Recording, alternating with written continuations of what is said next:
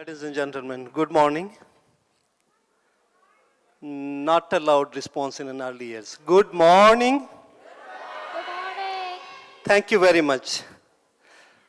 When I received this invitation, I received a TED Talk speaker's guide which mentioned 3 conditions for selection of topic. It says, when you select a topic, ask yourself 3 questions. Number 1, is it new? Number 2, is it interesting? And number 3, is the information selected factual? So, I have selected a topic which is not new. It may not be interesting because you all know ECD better than me. And you may not be able to judge whether the information is factual or not because it is a personal account.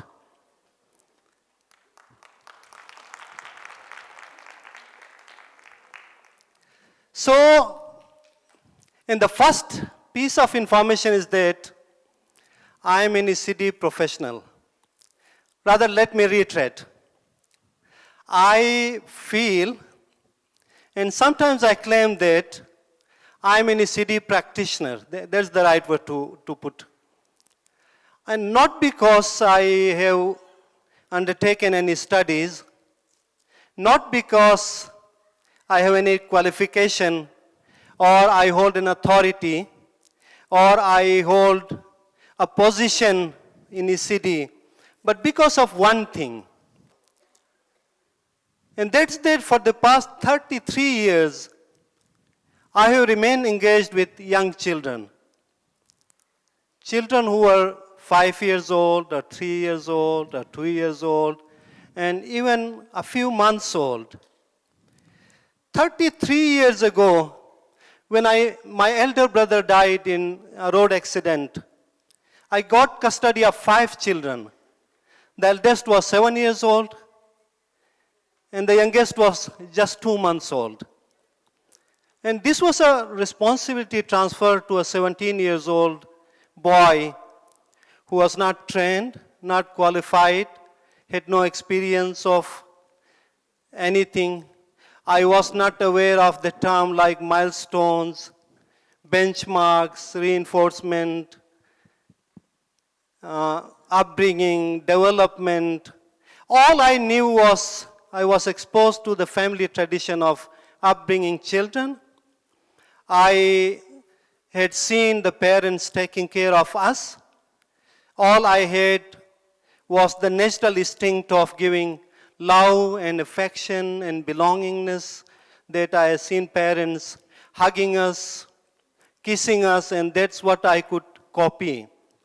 But many things what parents had not told me, which I was exposed when I started their responsibility, that sometimes kids get nausea, they often get flu, they need to be kept warm in winter, that they start crying at midnight without any reason, and that they make the bed wet and often at midnight and you need to change it immediately. So these are the things which are discussed in theory, but even those who don't know the theory, they also do. Many years later, when I became a teacher, I started teaching in a school.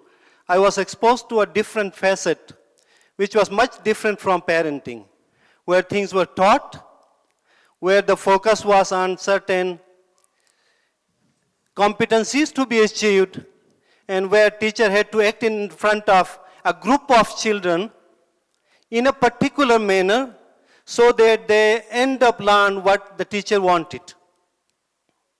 Again, this responsibility was without any formal training, so whatever I did was not informed by any theory or by any research.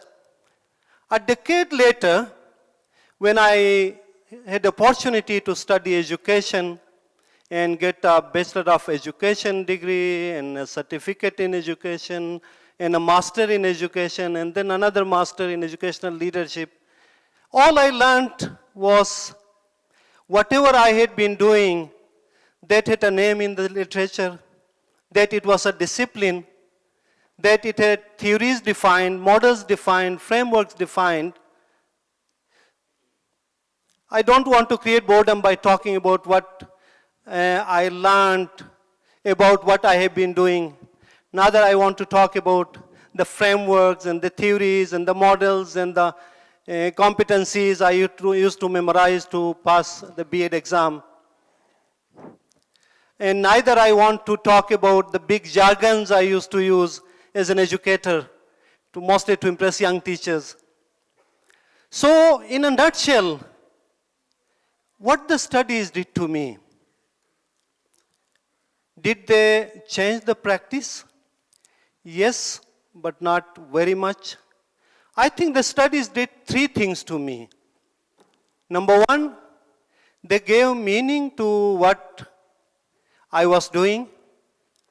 Number two, they provided language and terminologies. And number three, they informed me that some of the things I was doing were correct and they were endorsed by theory. So they told me that the stones of different colors and sizes I used to collect for my child were actually called manipulatives.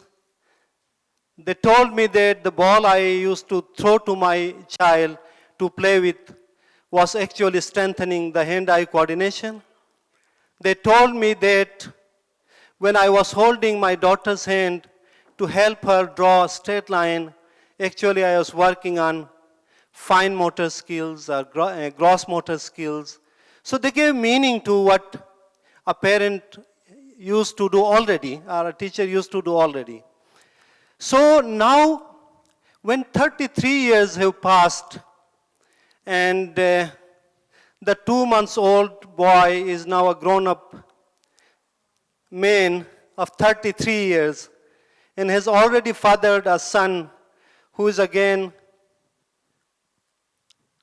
almost 1 year old.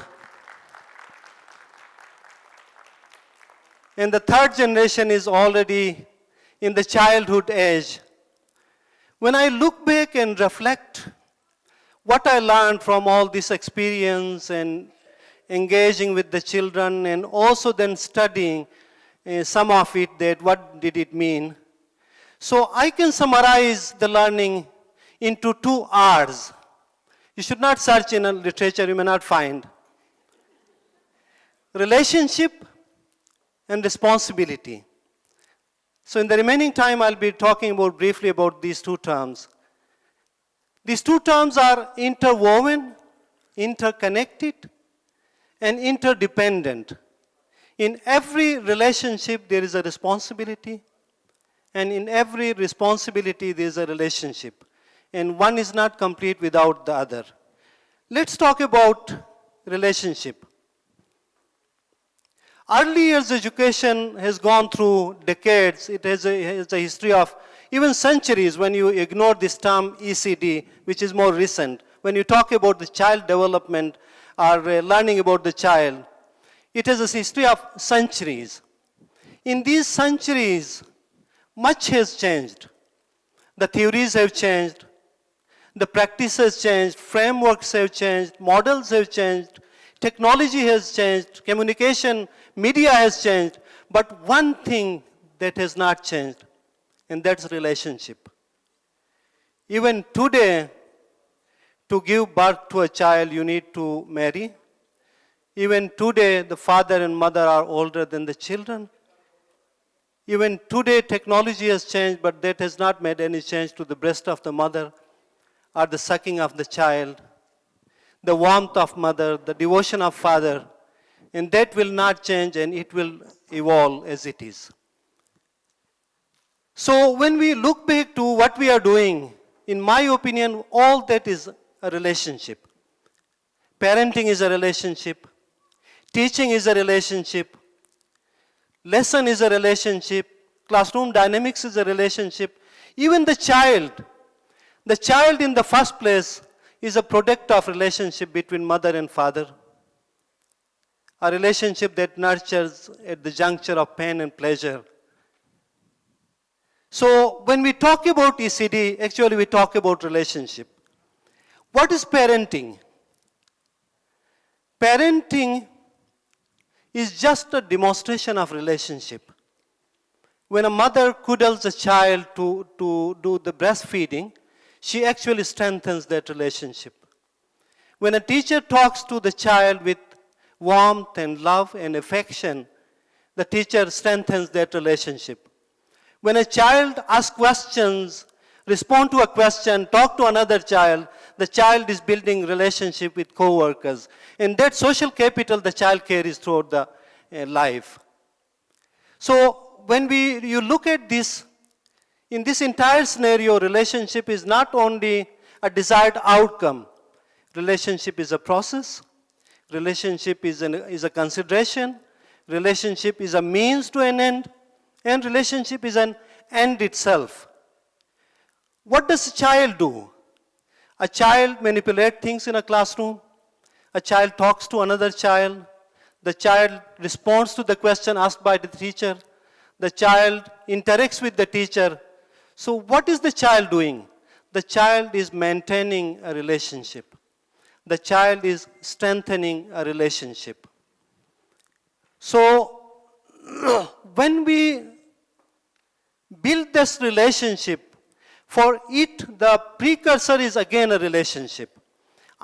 Without building that relationship, you cannot be a good teacher. Without building that relationship, you cannot strengthen the learning. And when you talk about this nature of this relationship, more than a planned intervention or a desired act, it's a kind of drive that comes from within. It's like thirst or hunger that is driven by some inner force, and when it is fulfilled, it gives us joy and pleasure and kind of an ecstasy that goes beyond any other delight. So when we do all this, what is all this? All this is a responsibility. Having children is a responsibility. Running a class is a responsibility. In the class, when you interact with the children, developing a good lesson is a responsibility. Delivering that is a responsibility. And when you go to the child, when the child manipulates with things, that's a responsibility. And when the child returns those things after use, what is the child doing? The child is demonstrating a responsibility. And when you keep on doing that, when they ask them to clean their classroom after the lesson, when you ask them to put the trash in the dustbin, you are consciously practicing responsibility. And when they keep doing it year after year after year, they develop as socially responsible citizen. And that's what we want from a child. That's what we want. The skills they will learn, the knowledge they will gain, until they build that relationship with each other, with the society, and until they feel that they are responsible something, we will not be able to develop a responsible new generation. So, putting together in a nutshell, the two R's, you have to shout with me: relationship and responsibility. Responsibility. Thank you. So they are dependent on each other, they are intertwined, interrelated, but with the caveat I would reinforce, the first R is characterized by pleasure, and the second carries pain. No responsibility comes without pain. When a teacher goes home, he carries the pain of developing a lesson. He carries the pain of preparing better for tomorrow's lesson. When the child is given the responsibility, he carries that pain. So while we should rejoice the pleasure of relationship, but we should not forget the pain of responsibility. Thank you very much.